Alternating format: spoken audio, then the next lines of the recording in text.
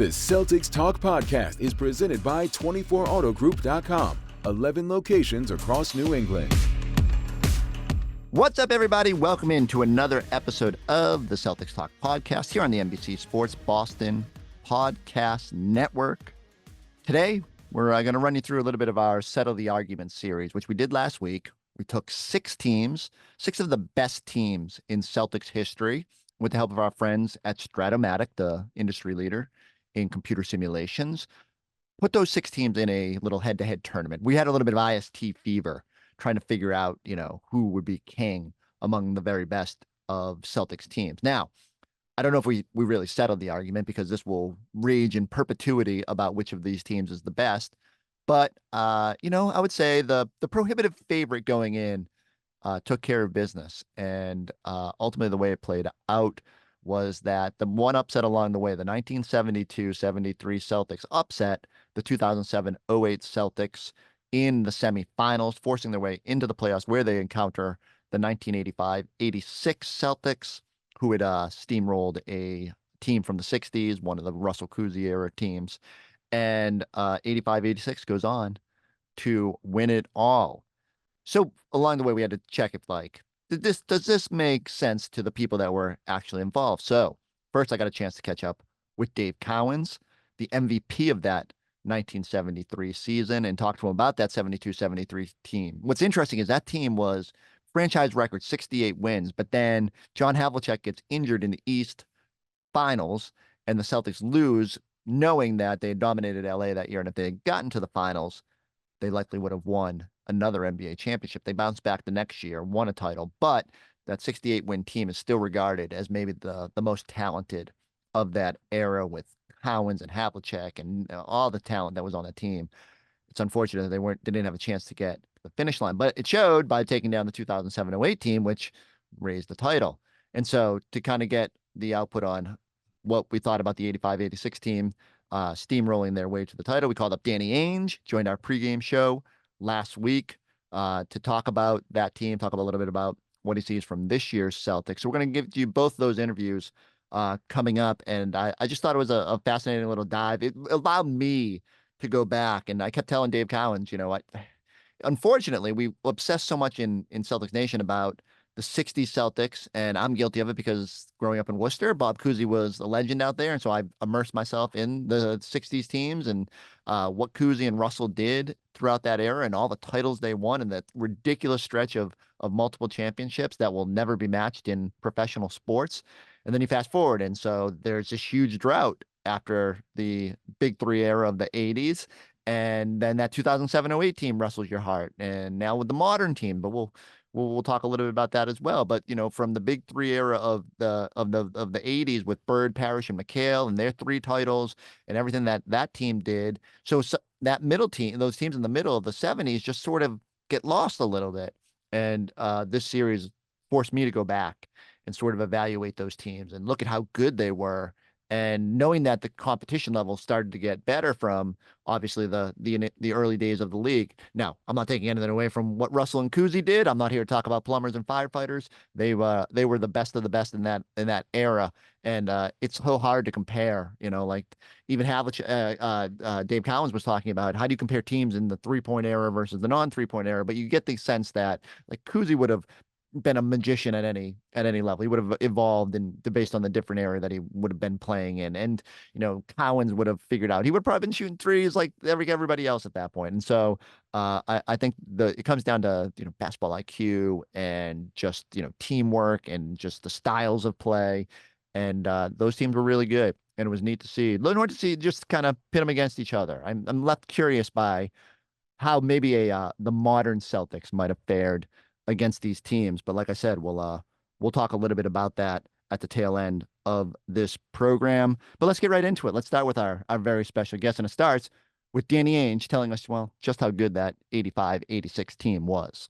The argument is settled. The 1985-86 Celtics are crowned the best team in Celtics history, and we happen to be joined by a member of that team. Danny Ainge is with us right now. And Danny, we've been trying to settle this argument for the last week and a half or so.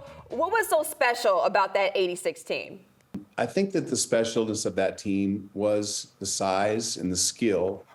McHale and Bird and Walton and Parrish were like all first ballot Hall of Famers. And I think that their skill, passing, rebounding, shot blocking were exceptional, and scoring, obviously. But I think that also Bird and McHale especially were in the prime of their careers. Bird was MVP of the league when it had Kareem, when it had Magic, when it had Jordan. Like, he was the MVP of that league at that time. And so I think that team was playing as good a basketball. We thought that team was going to go on for years to come, but injuries took hold of it. But that was a very, very, very special team. And I would say, like, best team in NBA history. Danny, how early did you know that team was going to be special? And what did it mean when Walton was willing to take on that sixth-man role? How much better did that make you guys with him being willing to take on that? Well, it's interesting because, like, in 1984, we won, and it was a dramatic Game 7 victory. And, we could have easily been down in that series 3-0 had it not been a Gerald Henderson steal. But 85, I actually thought we were a much better team than the Lakers. And we lost that series, and that was devastating. And so that was without Cedric Maxwell being 100%. If Cedric would have come back 100%, in 86, I think this team would have been amazing also. But, Walton was great, obviously a great passer, great shot blocker, great rebounder. I think he was 50, 52 at that time, but he was really good still. Danny, I bow down to y'all because I know the history. I remember watching you guys play 85, 86. That's when I first started watching hoop. Who was the toughest matchup, though? Because, y'all was rocking. It seemed like every time y'all was on TV, if I got a chance to watch it on TV, y'all was running through guys. Who was y'all's toughest matchup that you can remember? Well, we were gearing for the Lakers. That was like our mindset every day. We're always paying attention to what's going on in L.A. That's who we're going to meet in the finals. And when Ralph Sampson hit that miracle shot against the Lakers and beat them in that series, I think all of us were a little bit disappointed because we were planning on playing the Lakers. But I think that the Lakers were our toughest matchup. They were the next best team in the league. They were a great team with great franchise players, stacked in the Western Conference. But we didn't have that tough a competition that year. Oh, so even in the East, y'all didn't see nobody in the East then? Well, I wouldn't say nobody. I wouldn't say garbage, Eddie, but I would say, there were some really good teams in the East. Yeah. That 2008 championship team that you built, they end up losing in our bracket to that 72-73 team. And I know Eddie, he has some things to say about that. But what are your thoughts on that 2008 team losing to that 72-73 team in our bracket? Well, the 72 team was outstanding, but they didn't even win a title. So they shouldn't even really be in the conversation. But that was a really good team. They have so many Hall of Fame players, Paul Westphal, JoJo White. Like, those were two of my favorite players watching as a kid growing up. I saw Paul Westphal play on the West Coast at USC. So fun watching them. Cowens, MVP of the league. But I think that the 2008 team won the championship in its first year.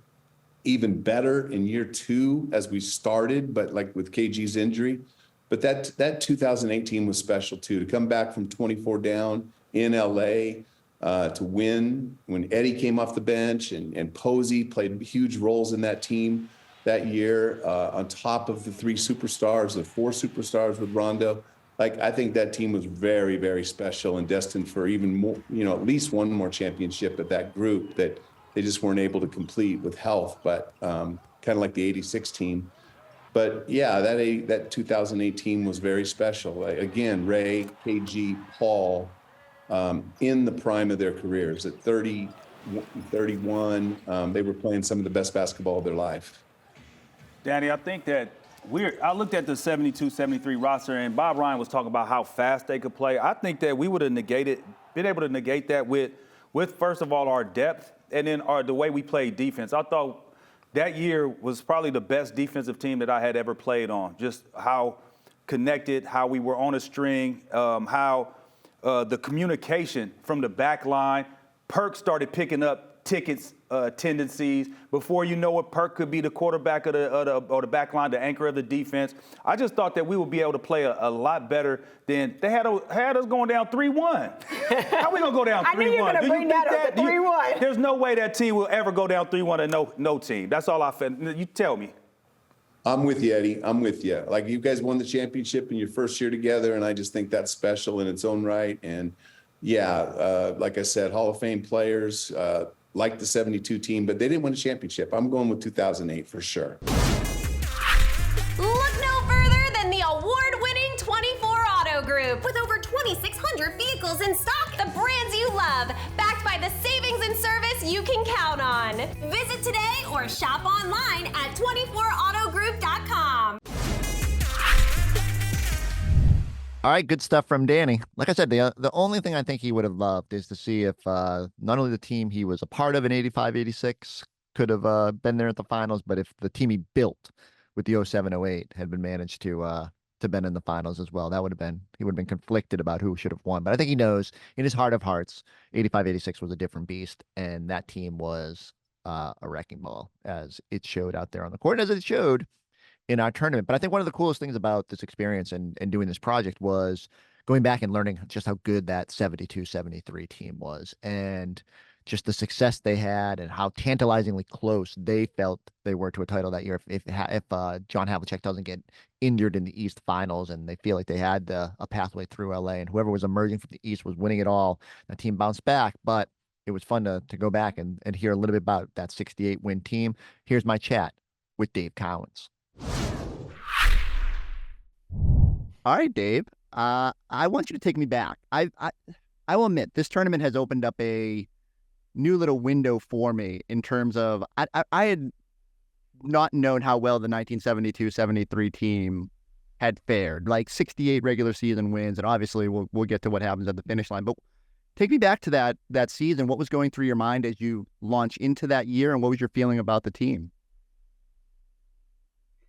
Well, I think we just had a pretty good group of talented guys, and everybody played hard, and everybody seemed to do their job, and we all knew that we had a chance, just like this team knows it has a chance and has for the last few years of winning a championship. But, there were only a couple of guys on the team, Havlicek and Don Nelson. Don Chaney, to a certain degree, knew what it was like to win a championship and what it took to make that happen. We relied on them somewhat for leadership, but nobody made much of a deal out of anything. We just went ahead and, it's all about what you do on the floor. The rest of it's just a bunch of talk. Tell me about Coach Tommy Heinsohn. I mean, from getting to know Tommy when I first started here at NBC Sports Boston, and growing up on his enthusiasm for the high tempo game. What was that like? Were you guys prepared for how fast paced he wanted you guys to play? Well, we wanted to play that way too. He didn't have a hard time convincing us. Havlicek was a runner. JoJo was a runner. I was a runner.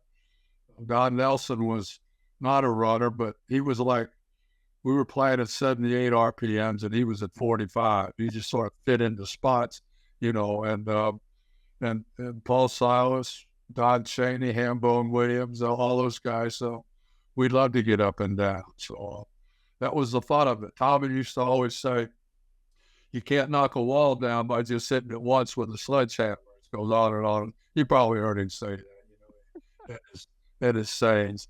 And, I think the older guys tolerated Tommy to a certain degree because some of them had played with him. And, it's a tough deal that he had with the relationships with those guys, but it didn't really cause any problems. Everybody was respectful of everyone else. And, we knew Tommy, where Tommy's heart was, and we had John Killalay, with us as well. And so he was a big part of defensively what we were trying to do all the time. But you can't run, you can't score a lot of points unless you're a good rebounding team. And between Silas and I and Chaney and John, we all, we had a good rebounding team. probably for our size, we were at the top of the league for the few years there that we were together. So, we'd like to get out and go. And that's the way we played all the time. We pressed. We did a lot of things. And John and JoJo and I all played about 40 minutes a game or so. The rest of the guys, for year after year, game after game.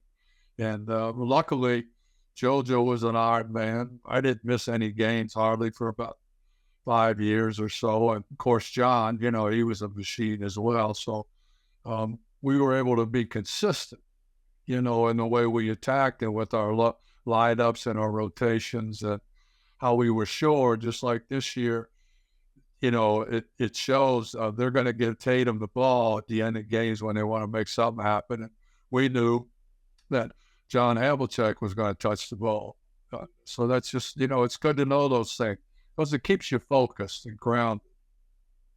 When did you know you had something special with that team? I mean, it's easy it gets lost because of where the season finished, but you guys, franchise record, 68 wins. Was there a feeling going through it that you had something special as part of that team?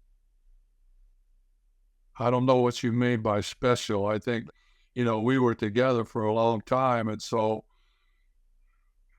I think you got to be older and look back and say it was special. At the time, we were just doing our job and trying to win ball games and, playing hard-nosed basketball and doing it fair and square with good sportsmanship and all that. And kind of that's the way the league was back then for the most part. So take me through the playoffs. I guess this is the point where you'd mentioned you guys have been Iron Men, and then Havlicek gets injured. I think you got injured too, right? Like dislocated shoulder. What happens as? No, I wasn't injured. I played more minutes in the playoffs than I did in the regular season. But so John, during that last at the conference final with the Knicks, the Busher, I think, somehow hit him in the shoulder a certain way. And so maybe the first or second game in, John got hurt. He had to miss a game or so. And now he tried to come back the last game and basically was playing, with shooting was his left hand. He was left-handed. So he wasn't the same guy. Of course, when you rely upon, you can't change your attitude in terms of you see John Havlicek on the floor, you're expecting John Havlicek. And so instinctively, it's not anything you do.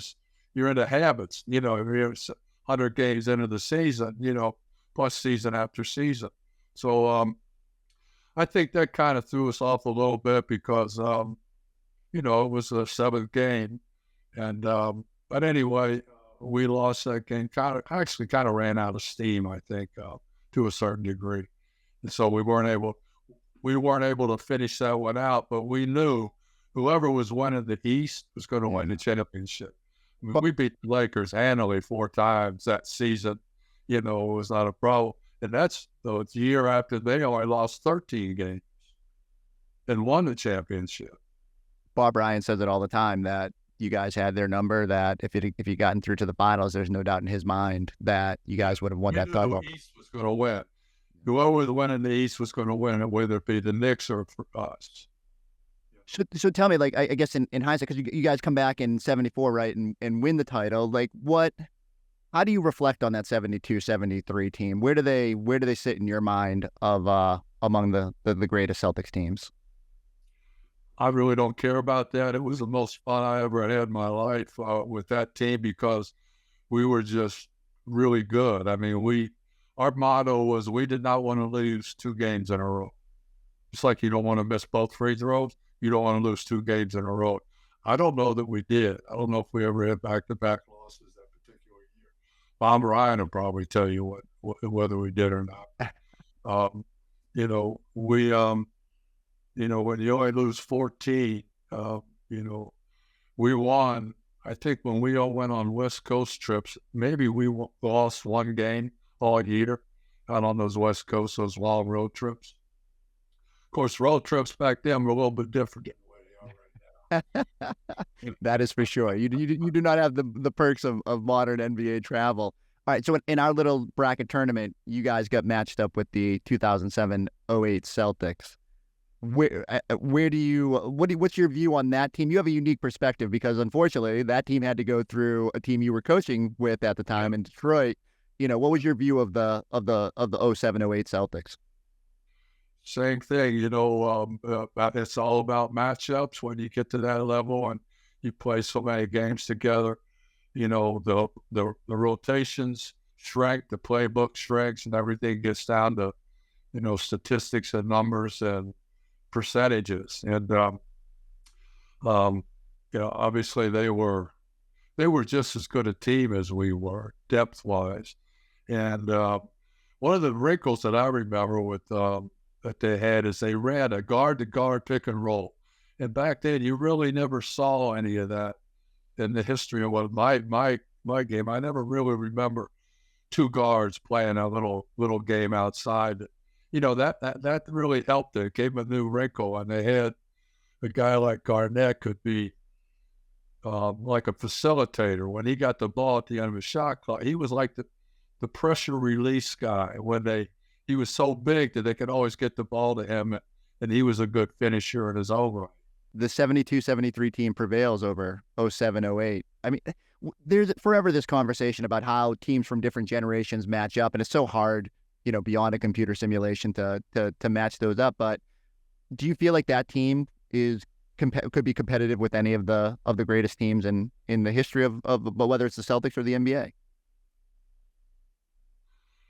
Oh, sure. I mean, why not? I mean, games are won and lost by 4, 5, 6 points most of the time. So, how do you figure? You can't. I think why not? We were very fundamentally sound. We had guys that could shoot. I mean, you have to take into consideration that players, had a 3-point shot. Mm-hmm. And so that's changed the way everybody played. It changed, just the way you dealt with things and executed. And our game was more like a scrum. Today it's more spread out and it's more acrobatic in a way. There's more, there's more dunking and layups and falling down and all that other stuff that wasn't around at the time. And the game is so spread out that there's so many openings for guys to penetrate.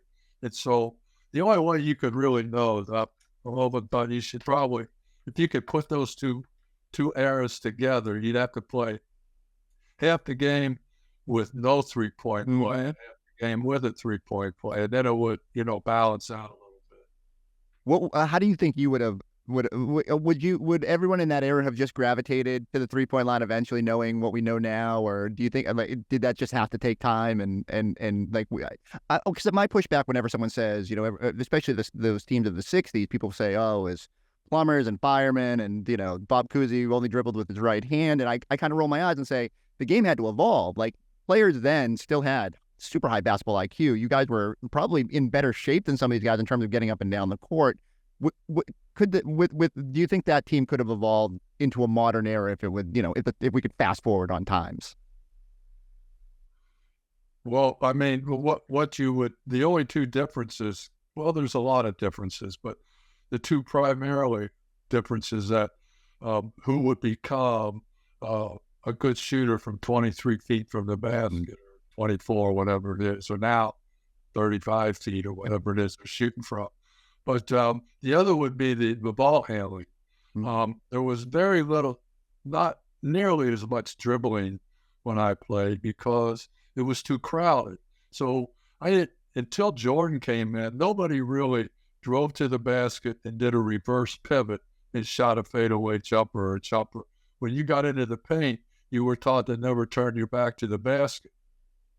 So if you look at a guy like John Stockton, the way that he dribbled, he didn't go through his legs. He was always, if the ball was in front of him or the side of him and in control and he was going a certain way.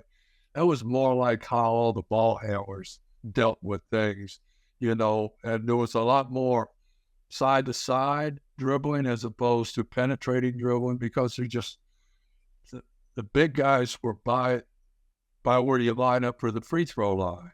They didn't have to guard somebody at the corners, so their rotation and getting back from a help position to a contesting position, the distance wasn't as great. So that makes up, so it all blends together. And then you have, the rebounds are coming off different because the shots are being taken from further out. So that makes a little bit of difference on where you start to get your positioning and how you anticipate for the miss.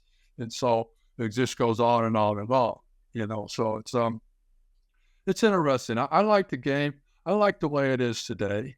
I like to see the talent of the player and the skill level of the player, for sure.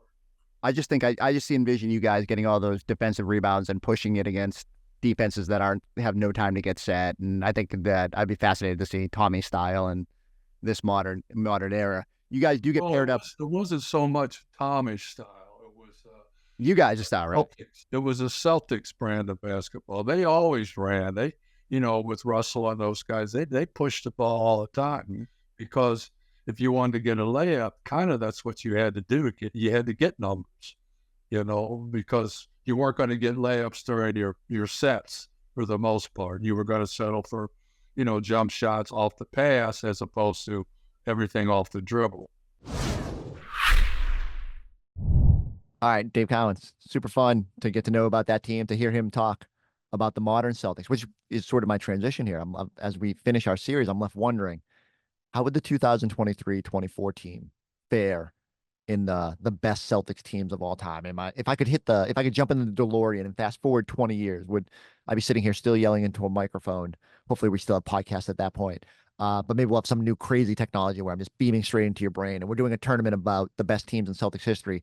Are the 23-24 Celtics a part of that conversation? Feel pretty good about where they are through the first 25 games of the 23-24 season. But sometimes you're part of history and you don't know it until the finish line. And so much of it will come down to, does that team get to the finish line, or does this team finish with so many wins during the regular season that they enter the conversation of the very best teams? Or, I can look at it. I often say the 2018-19 Celtics, as much of a train wreck and flame out in the playoffs as they were, man, that team was super talented. I would love to see them thrown into this simulation. But I think this year has a real chance to be among the best teams in Celtics history. Our friends over at Fanatic Sportsbook probably feel the same way, because right now, through the 25 games, the Celtics have the best odds to win the NBA championship, plus 370. Denver's second at plus 390. Milwaukee's third at plus 430. Things start to drop a little bit with Phoenix at plus 650, and then all the way down to plus 1400 with Philadelphia. So it tells me that the Fanatics is the sportsbook has zoomed in on three teams here with Boston, Denver, and Milwaukee. Phoenix is a little bit of a wild card. Like, will they ever be healthy? Will Bradley Beal ever be able to play multiple games? And we'll have to see how that all fares. And then Philly's probably like, you got to make a move or show over a longer stretch that you're a part of the title conversation. But they're in a good sport, a good portion of this is that they're going to be there. And based on that first game against the Celtics, maybe I'm a little bit more bullish on Philadelphia's chances than I was maybe in past years, where I've just dismissed them as not a real threat. I'm intrigued to see, like, the Celtics have clearly distinguished themselves as one of the elite teams in the NBA. This homestand, going 5-0 and taking this 25 record on the road and being 14-0 in the Garden, has been really encouraging. There've been some super encouraging moments about how this team has played, their potential. Like, they've only really started to tap into it, but you can see it on both sides. I think they've started reestablishing some of that defensive DNA that defined that 21-22 season. I am eager. Like, the West, they got to be road warriors too, as good as it is to see them start winning some games at home, and especially after the playoff failures of past years. Can they be road warriors like they were in 21-22, where they didn't care who they were going to see, they were going to bring it? Can they play with that same energy? And will they be holding a trophy at the end? And will they be part of this historic conversation? Powered by Fanatic Sportsbook, where you can earn up to 5% fan cash on your bets. Look, it's going to be a busy week. I need everybody to go lock it in on the YouTube page, on the, subscribe to the podcast. We'll be sitting there waiting for you. Like, I'm going to be recording these things after the games against Golden State and Sacramento to start next week. it's going to be like 2 a.m. And who knows what will be coming out of my mouth at that point. And maybe I'll be delirious and excited, but I am excited to see how the Celtics respond. Remember, they were 21-5 going out west last year when I was probably daydreaming of being back in the finals and maybe getting over that final hump. Well, I feel the same way about the Celtics after they navigate this latest road trip. We'll see, and we'll have you covered here all week and all season long and all. Maybe we'll revisit this conversation about where the Celtics stand at the end of the year. But let's not get too far ahead of ourselves. Go like, subscribe, check us out on the YouTube page. We'll catch you next time on the Celtics Talk podcast.